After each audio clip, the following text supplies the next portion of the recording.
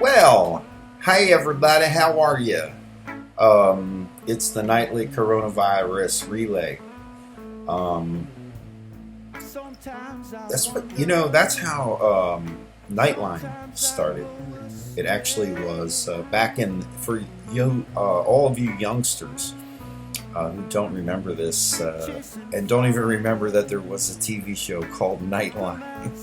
I forgot that's been off the air for a while. Anyway, yeah, there used to be a TV show called Nightline that came on at 11:30 on ABC television, and Ted Koppel was the host. Someone that I admire and aspire to be like. That's why I have my show called The Nightly Relay. Anyway, the way that show got started was during the Iran hostage crisis back in 1979 and 1980. Over that time period, ABC would put out this alert at 11, a news show, a special news broadcast at 11:30 every night, and it was called the Iran hostage crisis day, whatever day it was. Day 33, day 67, day 123.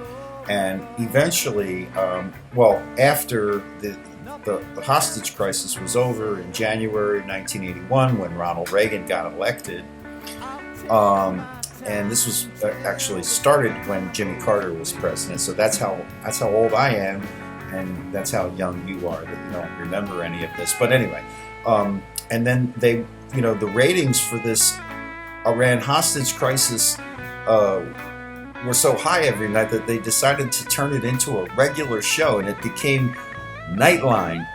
And that's why I trademarked the Nightly Relay, because I knew that there would be a moment in time that I would get to.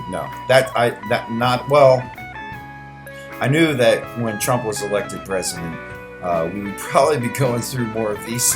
We would have more and more of these opportunities every night, and I wasn't wrong about that. So today, where do I begin? It seems like the president's been coming out every day now to try to figure out what he's supposed to say to everybody, and he doesn't know. Or they haven't told him, or he hasn't gotten it right. So he came out again today around 4 o'clock, at the same time that he was coming out to talk again for the fourth time in less than a week. The stock market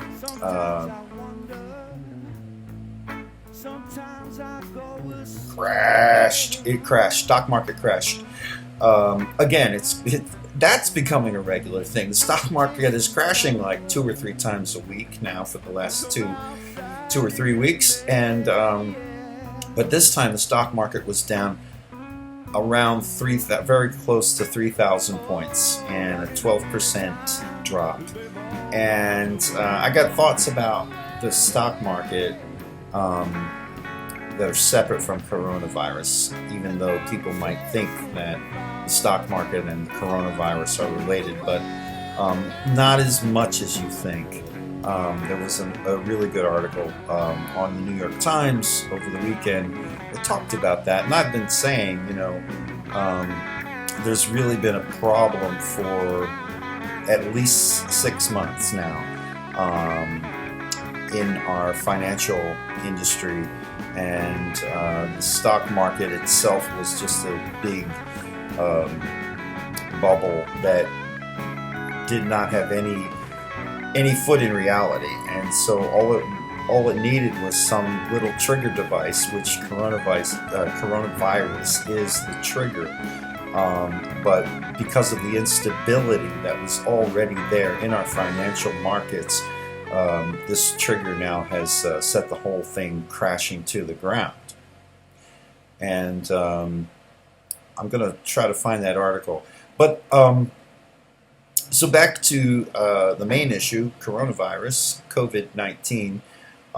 We're now sitting at, the first time I talked about this was probably 3 weeks ago. And at that time, we had very little testing going on.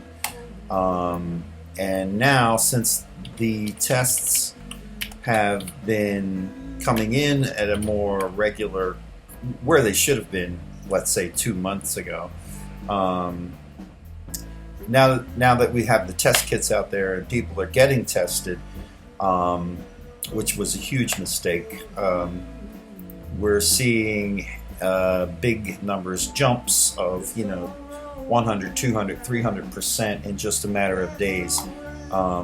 So right now in the U.S., this comes from the CDC website, March 16th, there are 3,487 total cases in the U.S. and 68 deaths in the U.S. from coronavirus. Our dear president was on TV about an hour and a half ago, around 4 o'clock, as the stock market was crashing again. And he came out and said some things that were really contradictions of what he was saying just yesterday, Sunday. I thought I might do a show on that alone, but like it changes so frequently now with this president that you kind of have to keep abreast of it. So he's now saying that we don't have the virus under control, whereas on Sunday he led everyone to believe that everything was under control, and he walked off the stage, which was a bad idea, a bad look. And today he says, no, we don't have this under control, and try to explain what he meant. You're the president. Everything you say is going to be taken literally, you numbskull. That's an old Three Stooges joke, calling people numbskulls. Anyway, you're not a numbskull because you're watching the nightly relay. Anyway, I totally forgot where I was going. Oh, no, I think I remember. Yeah, so now he says it's not under control. Yesterday, I think the number was, they wanted you to limit yourself to groups of 50, and now it's groups of 10. What's coming next? Groups of 2? So, all you honeymooners out there, you might have to sleep in separate bedrooms. The world is, our world here in the old US of A is, everyone's head is spinning because of the rate of information that's coming at them daily, and what they're being told to do or not to do. And people are going out and buying toilet paper. I got an extra roll. I ain't taking any chances. And also the liquor stores, because the threat. I live in a state where liquor stores are controlled by the state government, and at any moment now, people are expecting to hear that they won't be able to go to the liquor store because already they're not allowed to go to the bars, and when they shut down the liquor stores, I mean, I can't imagine that that's going to be the essential retailer list. I think it should be. And, call and write your congressmen and state representatives if you think that liquor stores should be considered essential during this crisis.